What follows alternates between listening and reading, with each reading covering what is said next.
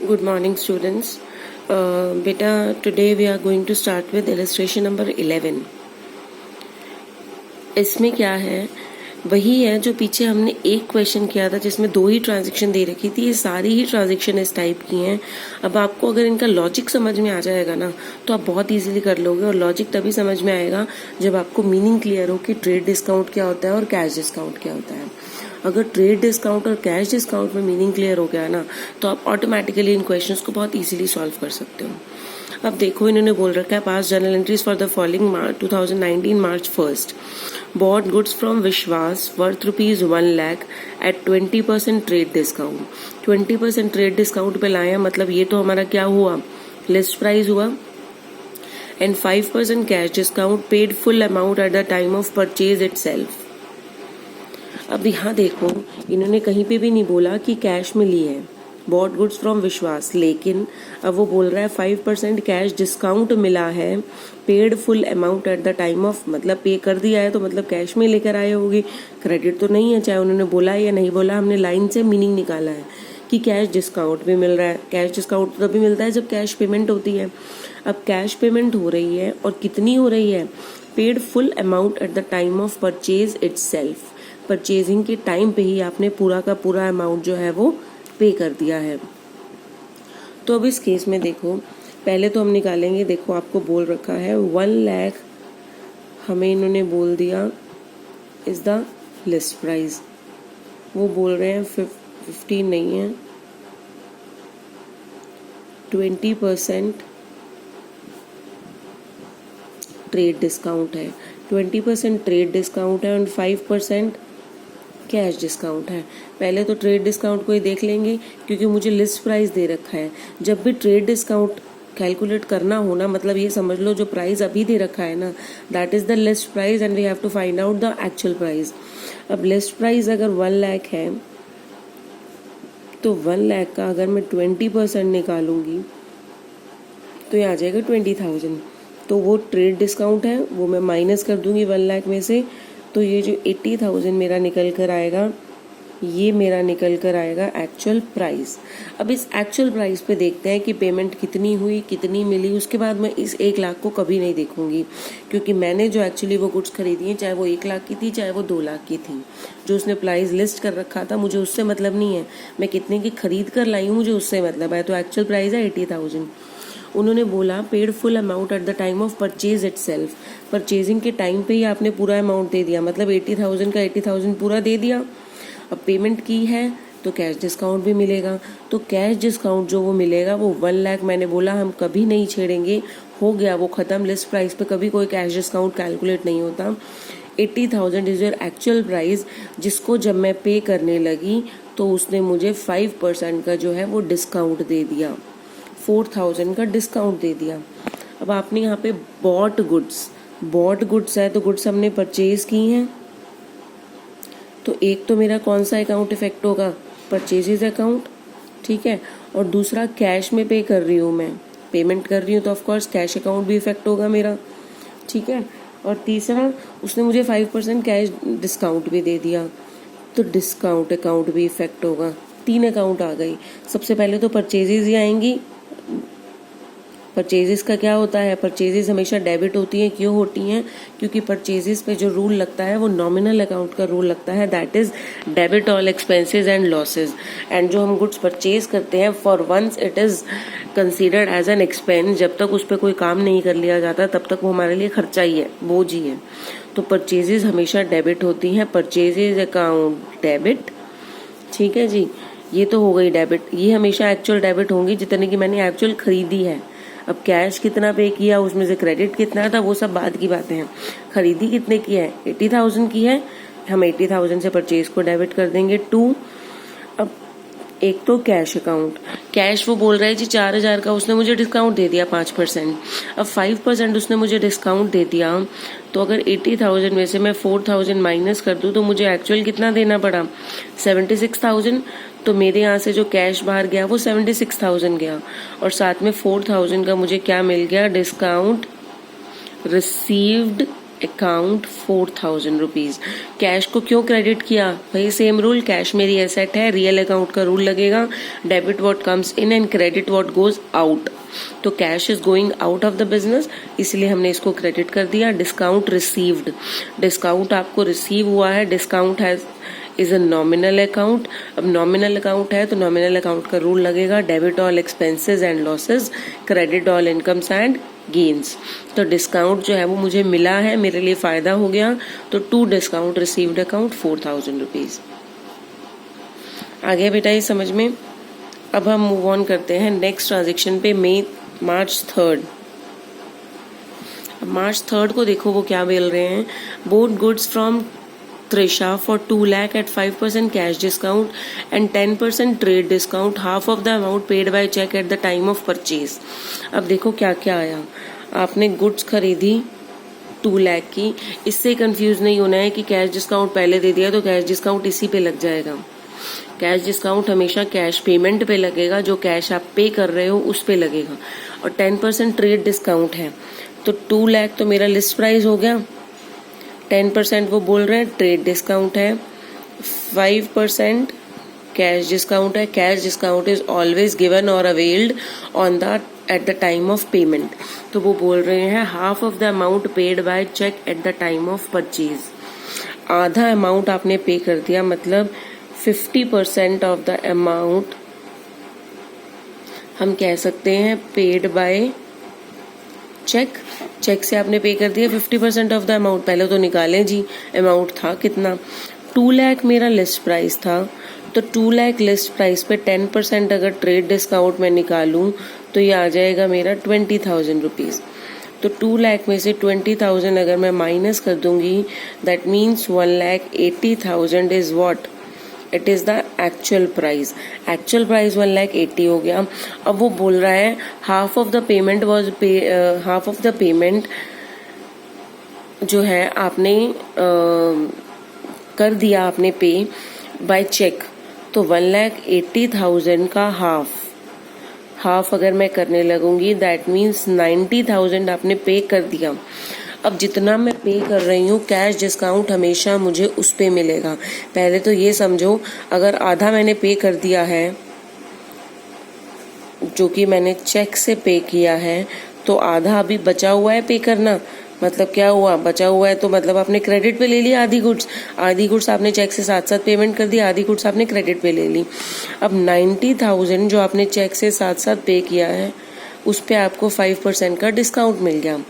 अब 5% का अगर डिस्काउंट मिलेगा तो ये आ जाएगा मेरा 4,500 का मुझे डिस्काउंट मिल गया। 90,000 में से 4,500 का डिस्काउंट मिल गया, तो एक्चुअल मुझे कितनी पे करनी पड़ी, 85,500। अब देखो अकाउंट कौन कौन से इफेक्ट हुए। अकाउंट जो मेरे इफेक्ट होंगे, एक तो मेरा परचेजेज अकाउंट इफेक्ट होगा, गुड्स मैंने परचेज की हैं, ठीक है।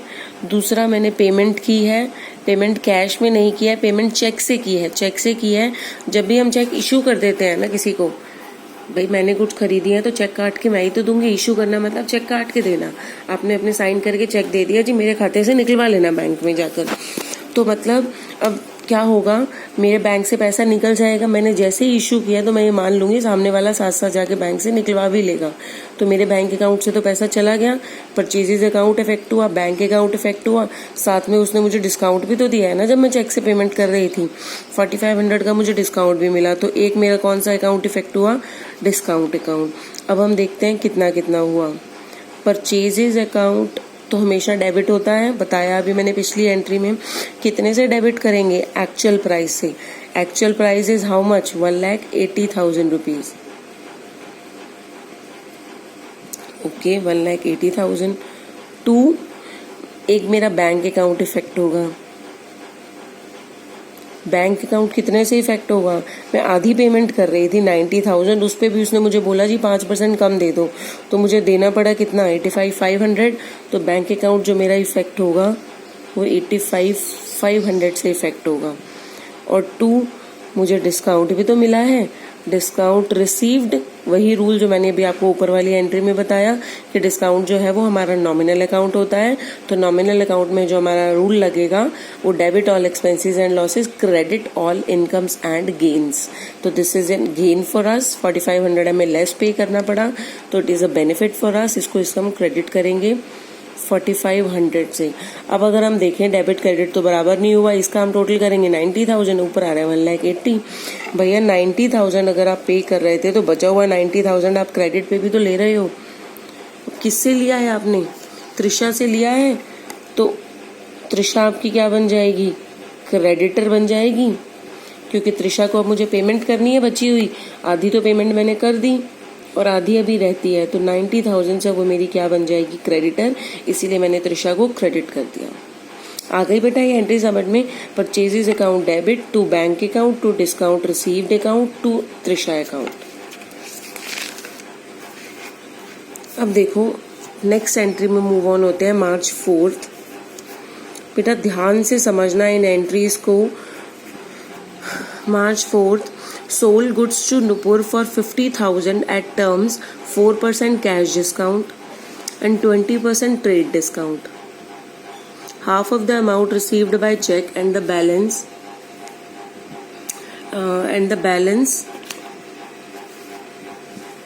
by check on the same day. आधा जो है वो कैश में मिल गया और आधा जो है वो उसने चेक से पेमेंट कर दी। मैंने गुड्स सेल किए हैं नुपुर को, अब वो पेमेंट तो सारी ही आ रही है, चाहे वो कैश में आ रही हो चाहे वो चेक में आ रही हो, तो डेफिनेटली क्रेडिट पे तो नहीं है। ठीक है जी। अब हम देखते हैं, वो बोल रहे हैं सोल्ड गुड्स टू नुपुर 50,000 में आपने सेल किए हैं, that was the list price. इस पे आपने 20% क्या लगा दिया? ट्रेड डिस्काउंट लगा दिया, और वो बोल रहे हैं 4% कैश डिस्काउंट लगा है। अब 4% कैश डिस्काउंट लगा है तो पहले तो हमें निकालना होगा actual price. 50,000 is your list price, तो 50,000 का जब मैं 20% निकालने लगूंगी, उसमें से ट्रेड डिस्काउंट माइनस करने लगूंगी, तो 10,000 आ गया। 10,000 माइनस करेंगे तो ये 40,000 जो मेरा निकल कर आएगा वो मेरा क्या निकल कर आया? Actual price. अब इस 40,000 पे देखेंगे, वो बोल रहा है half of the amount received by cash and the balance half by check on the same day. दोनों ही पेमेंट हो रही हैं, आधी कैश से हो रही है, आधी चेक से हो रही है। तो हमें ये बताया था मैंने जब आपको कैश डिस्काउंट कराया था, कैश डिस्काउंट हमेशा जब तब मिलेगा जब आप पेमेंट कर रहे हो। अब वो पेमेंट जो है वो कैश वाली भी हो सकती है और वो चेक वाली भी हो सकती है। एनी हाउ, चाहे मेरी जेब से कैश निकले या मेरे बैंक अकाउंट से पैसा निकले, पैसा तो अल्टीमेटली मेरा ही जा रहा है। तो 4% जो कैश डिस्काउंट निकालना है, डोंट कंफ्यूज इट कि हाफ ऑफ द अमाउंट जो आप कैश में दे रहे हो उसी पे कैश डिस्काउंट निकलेगा। ठीक है, कैश डिस्काउंट जो आपका निकलेगा वो टोटल पे निकलेगा। चाहे तो आप उसको अलग अलग निकाल सकते हो, चाहे तो आप उसको इकट्ठा निकाल सकते हो। आधा अमाउंट आपको कैश में मिल गया, आधा अमाउंट आपको चेक से मिल गया। अब पहले तो देखो, अब जो कैश डिस्काउंट मिलेगा मतलब वो इस टोटल पे ही मिल गया, चाहे उसमें से आधा हम कैश में दे रहे हैं चाहे आधा हम चेक से दे रहे हैं, पेमेंट तो हम कर ही रहे हैं सारी। तो कैश डिस्काउंट जो मिलेगा वो इस पे मिलेगा। 40,000 पूरा का पूरा ही मैं पे कर रही हूँ, चाहे कैश में या चेक में मैं पे कर रही हूँ। तो डिस्काउंट, कैश डिस्काउंट जो मिलेगा वो मुझे उस टोटल पेमेंट पे मिलेगा। 40,000 का 4% जब मैं निकालने लगूंगी तो ये मेरा आ जाएगा 1,600 रुपीज़। 1,600 रुपीज़ जो है वो डिस्काउंट है, वो 1,600 में माइनस कर दूंगी तो मुझे एक्चुअल कितना पे करना पड़ रहा है? 38,400।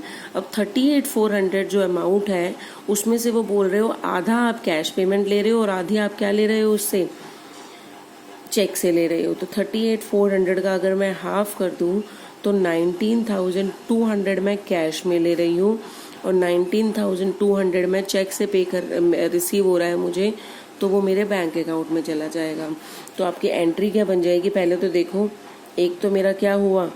सेल्स अकाउंट इफेक्ट हुआ, एक मेरा कैश अकाउंट इफेक्ट हुआ, एक मेरा बैंक अकाउंट इफेक्ट हुआ, एक मेरा डिस्काउंट अकाउंट, जो यहाँ पे डिस्काउंट मिला 4% का कैश डिस्काउंट, वो डिस्काउंट इफेक्ट। ये 4 अकाउंट इफेक्ट हुए। उसमें से अब देखो, पहले सेल्स हमेशा क्रेडिट होती है, पता है ये चीज़ हमें।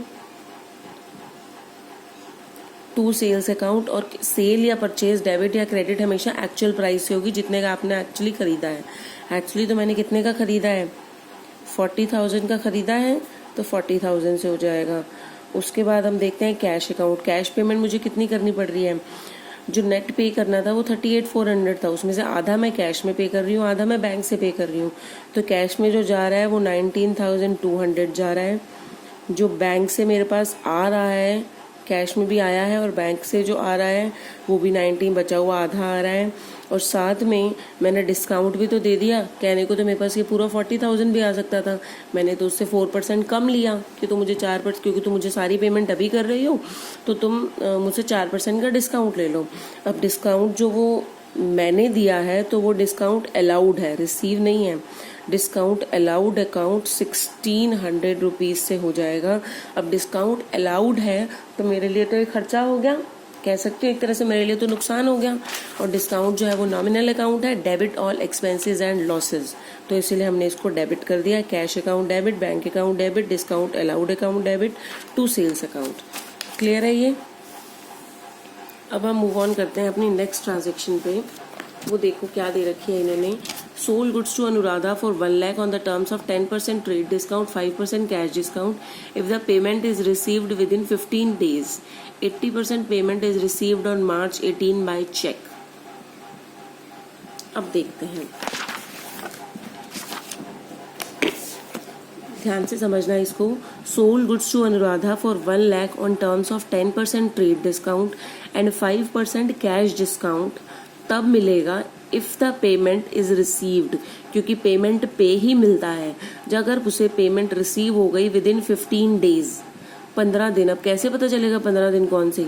ये ट्रांजेक्शन कब की है, March 6 की, तो मैक्सिमम अगर मैं 15 दिन की बात करूं तो 21 मार्च या 20 मार्च तक मेरे पास पैसा आ जाना चाहिए। 80% payment is received on March 18 और हमें तो 18 मार्च को ही उसने चेक से पे कर दिया। अब कर दिया तो डेफिनेटली उसे डिस्काउंट भी मिलेगा।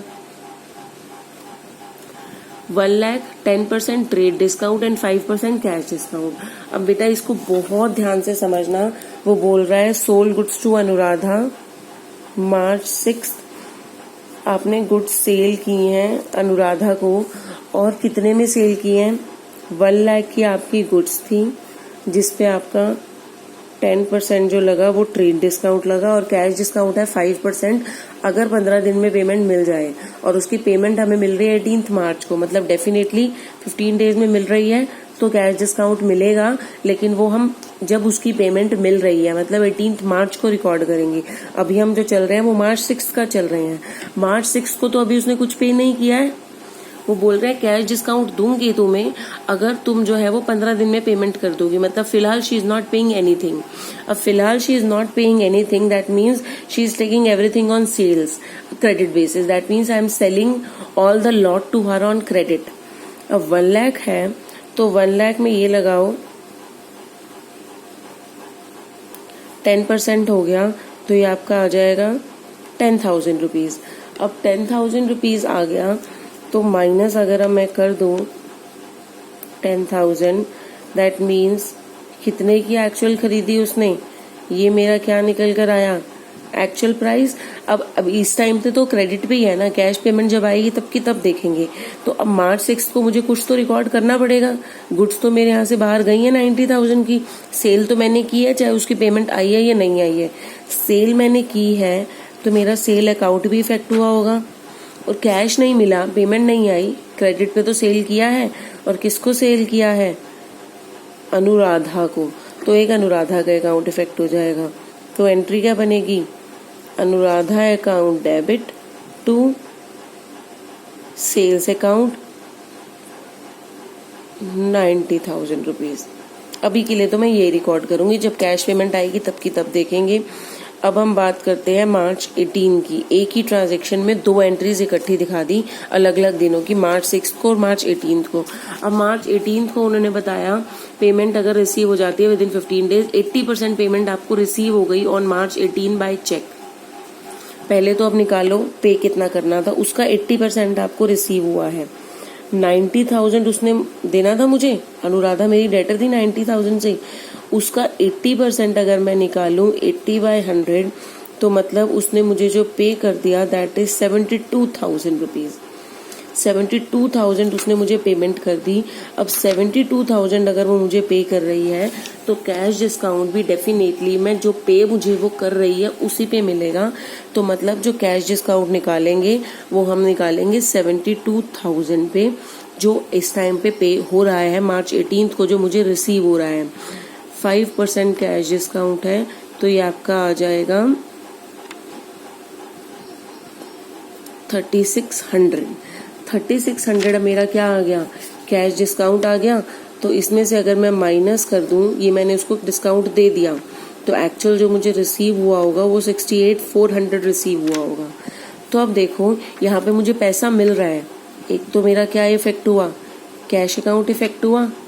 दूसरा मैं डिस्काउंट दे रही हूँ, जहाँ उसने मुझे देने थे 72,000, 90,000 जो उसने मुझे देना था उसका 80% उसने मुझे पे कर दिया मार्च 18 को।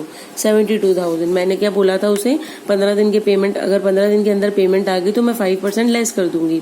अब वो मुझे 72,000 पे करना चाह रही है, 80% पे करना चाह रही है, तो 5% का मैं उसे डिस्काउंट दूंगी जो मैंने बोला था। 3600 मैंने उसको बोला तुम कम दे दो मुझे, तो 68,400 आएंगे। तो एक मेरा डिस्काउंट अकाउंट भी इफेक्ट होगा, और तीसरा किससे आ रहा है वो पैसा, अनुराधा से, तो एक अनुराधा का अकाउंट इफेक्ट होगा। पहले तो देखो कैश मिल रहा है, कैश अकाउंट डेबिट, कितना मिल रहा है, कैश जो मुझे मिल रहा है, मिलना था 72,000, उसमें से एज प्रोमिस्ड जो मैंने प्रॉमिस किया था 5% मैं लेस करूंगी, तो वो मैंने लेस कर दिया।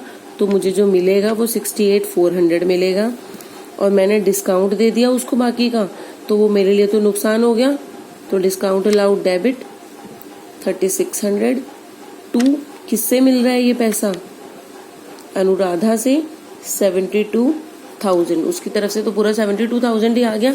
ये तो मैंने 3600 लेस करके बोला कि मुझे 68,400 दे देना तुम, ठीक है जी। अब देखो ध्यान से, अनुराधा मेरी डेटर कितने से बनी थी, वो मुझसे क्रेडिट पे ले गई थी सारी गुड्स, उसने बोला था मैं 15 दिन में पेमेंट कर दूंगी। तो अनुराधा मेरी डेटर बनी थी 90,000 से। अब वो 72,000 जिसमें से वो मुझे पे कर चुकी है, तो मैंने उसको क्या कर दिया, क्रेडिट कर दिया। अब वो कितने से डेबिट बची हुई है बाकी, 18,000 से। मतलब अनुराधा ने अभी भी मुझे 18,000 रुपीज, अभी उसने मुझे 90,000 का 80% तो पे कर दिया है, बचा हुआ 18,000 उसने मुझे अभी भी पे करना है। क्लियर है ये। अब देखते हैं बेटा लास्ट एंट्री। लास्ट देखो इन्होंने क्या दे रखा है, मार्च 20 को ये बोल रहे हैं sold goods to Sudha for 1 lakh at 20% trade discount, 10% cash discount if the payment is received within 10 days। मतलब मार्च 20 के बाद मार्च 30 तक। She paid half the amount on March 26th and 30% of the remainder on March 31st। बहुत ध्यान से इसको समझना है, again it is very much important, बहुत ध्यान से समझना। वो बोल रहे हैं sold goods to Sudha for 1 lakh at 20% trade discount. तो अब आपने कितने में सेल किए हैं, sold goods to Sudha for 1 lakh, तो 1 लाख मेरा क्या हो गया, लिस्ट प्राइस।